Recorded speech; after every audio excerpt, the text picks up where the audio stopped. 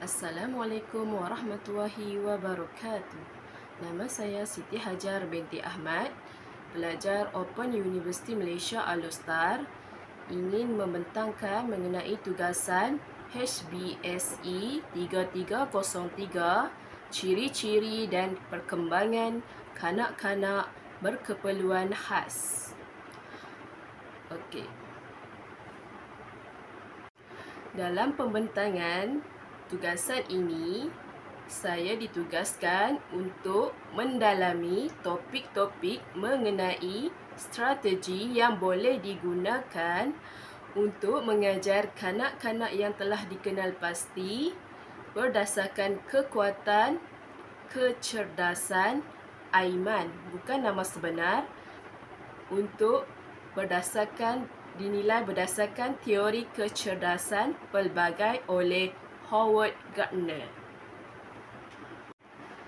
Seperti yang kita sedia maklum bahawa teori kecerdasan pelbagai oleh Howard Gardner didefinisikan sebagai an intelligence is the ability to create products that are value within one or more cultural settings. Selain itu, ia merangkumi 8 jenis kecerdasan, iaitu kecerdasan verbal linguistik, logik matematik, visual ruang, kinestetik, muzik, interpersonal, intrapersonal dan naturalis. Teori kecerdasan pelbagai verbal linguistik. Verbal linguistik adalah kebolehan menggunakan kata-kata secara berkesan dalam lisan dan penulisan. Seseorang yang dengan kecerdasan ini sensitif kepada makna perkataan dan mahir memanipulasinya. Mereka juga boleh berkomunikasi secara berkesan melalui aktiviti mendengar, bertutur, membaca, menulis dan menghubung kait. Mereka juga peka terhadap pelbagai fungsi bahasa, terutama dari segi kebolehannya untuk merangsang emosi. Cara belajar yang paling berkesan bagi kumpulan ini adalah dengan menggunakan stesen pembelajaran dan melalui pengajaran serta penerangan lisan. Teori yang kedua, iaitu logik matematik, adalah kebolehan menakul, menyelesaikan masalah kompleks, membuat perkaitan seperti menyoal, kritis, cekap, membuat pengiraan, boleh membuat perbandingan, cekap menyelesaikan masalah berkaitan nombor dan menggunakan komputer. Kecerdasan ini menggabungkan kedua-dua kebolehan, matematik dan saintifik. Ahli matematik contohnya gemar menyelesaikan masalah yang abstrak dan banyak menggunakan penaakulan. Teori kecerdasan pelbagai yang ketiga, iaitu visual ruang. Mula merupakan kebolehan mengesan dan menggambarkan bentuk, ruang, warna dan garisan, termasuklah kebolehan mempersembahkan idea visual dan ruang secara grafik. Seorang yang mempunyai kecerdasan ini boleh membentuk gambaran dalam minda mereka dan melukisnya.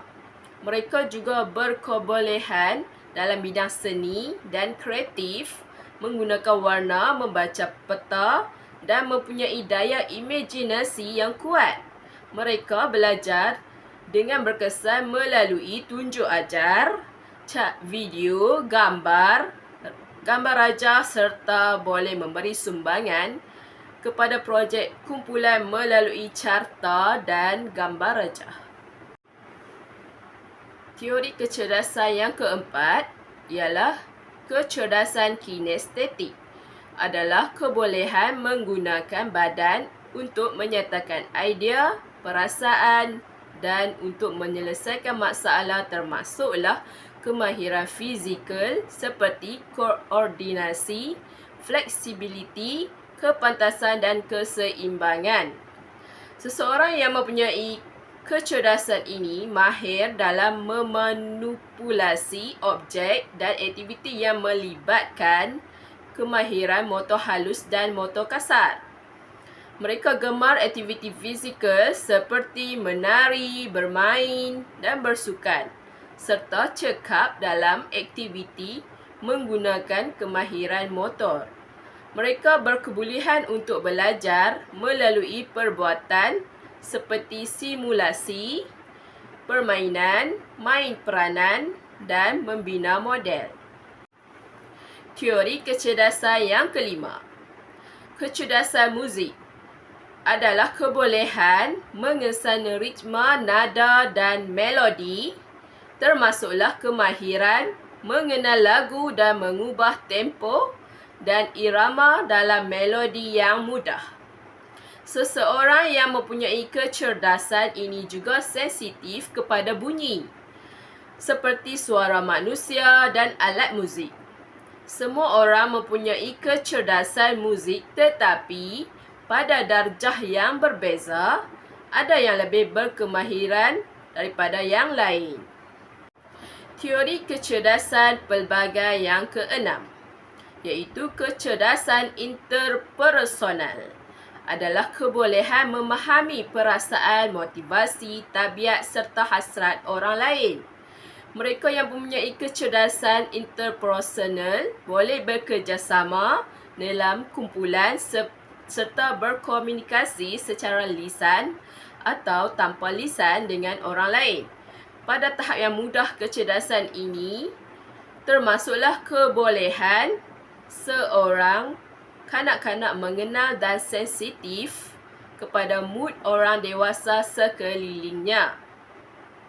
Kemahiran interpersonal yang lebih kompleks adalah kebolehan orang dewasa membaca hasrat orang lain, walaupun secara tersirat.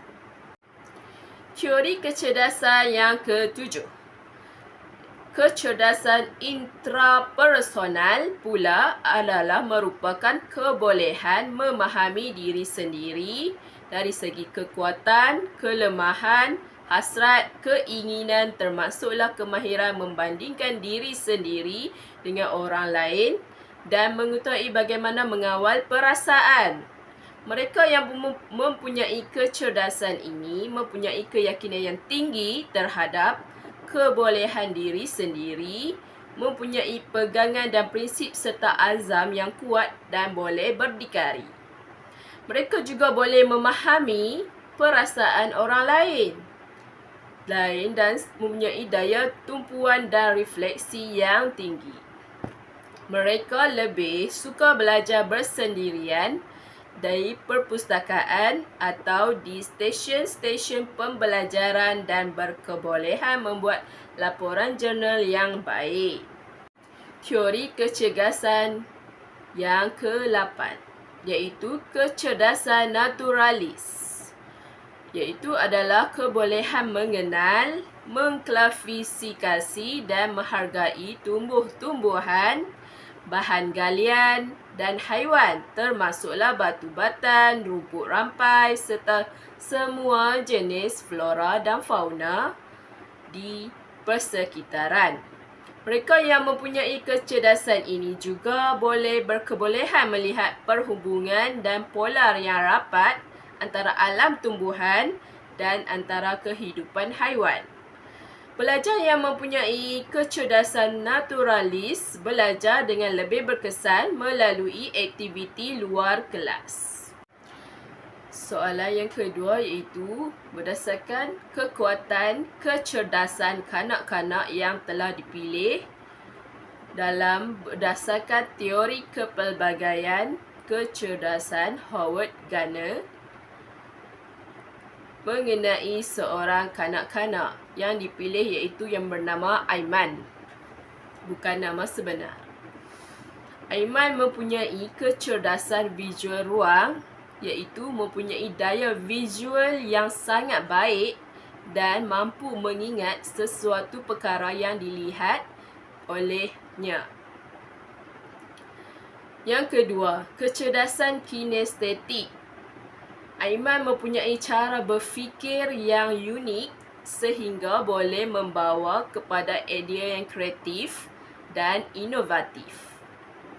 Beliau juga mempunyai kecerdasan intrapersonal, iaitu menunjukkan kegigihan dan keazaman serta ketabahan yang luar biasa dalam keinginannya untuk mencapai sesuatu. Sifatnya ini boleh menjadi matlamat jangka panjang yang akan datang. Seterusnya kita lihat cadangan aktiviti pengajaran. Berenang, yang pertama adalah aktiviti yang pertama, berenang di kolam renang. Iaitu kanak-kanak autism amat menyukai kolam renang kerana mereka sangat sukakan air. Mereka lebih suka aktiviti bermain di dalam air. Berenang akan dapat membantu merangsang sensori anak-anak ini dan ianya dapat membantu perkembangan fizikal mereka juga. Kanak-kanak yang lain juga boleh bergaul bersama mereka semasa di dalam kolam renang dan boleh mengembangkan skill komunikasi di antara mereka. Aktiviti yang kedua iaitu melakukan sensori warna, iaitu menggunakan botol air. Kanak-kanak autism akan mudah fokus apabila tertarik pada unsur warna. Warna yang menjadi tertarik disebabkan fokus yang berbeza perbezaan warna. Anak-anak autism akan tertarik dengan warna tersebut kerana perbezaan warna yang berlainan dan membuatkan mereka lebih fokus untuk melakukan aktiviti tersebut. Yang ketiga, aktiviti pengajaran ialah kanak-kanak boleh bermain dengan trampolin. Kanak-kanak autism ini memiliki ketidakseimbangan sistem sensori.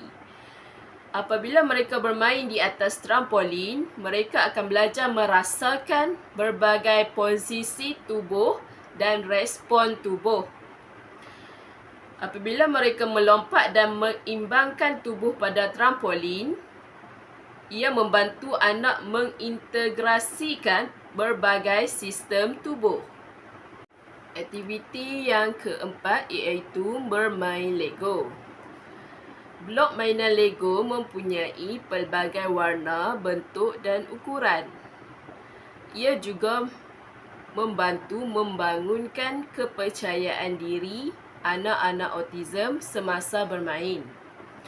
Mainan ini juga berguna untuk menggali keterampilan kreativiti mereka semasa membina blok Lego tersebut.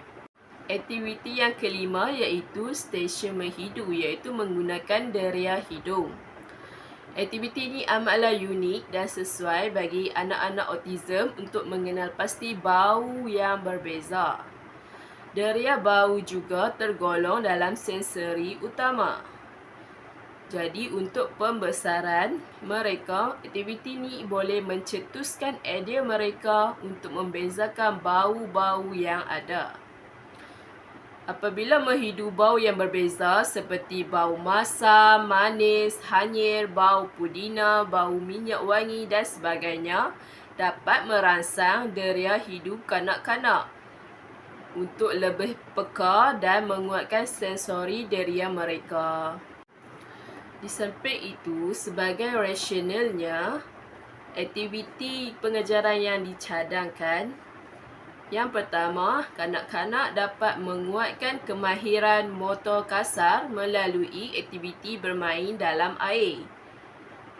Yang kedua, kanak-kanak dapat menguatkan kemahiran daya fokus iaitu eye contact dan mengetahui perbezaan warna melalui unsur warna yang berbeza. Yang ketiga, kanak-kanak boleh menguatkan kemahiran motor kasar melalui aktiviti melompat dan menguatkan keseimbangan sistem sensori. Yang keempat, kanak-kanak boleh membina daya kreativiti melalui aktiviti pembinaan Lego, pelbagai bentuk, warna dan saiz. Yang kelima, kanak-kanak boleh menguatkan kemahiran sensori dengan aktiviti menghidu yang menggunakan deria hidung untuk bau. Akhir kata, secara kesimpulannya, teori kecerdasan pelbagai ini perlu diaplikasikan dalam pengajaran dan pembelajaran kerana ia menyokong pembelajaran bersepadu yang menyeluruh selaras dengan falsafah pendidikan kebangsaan dan keperluan pelajar.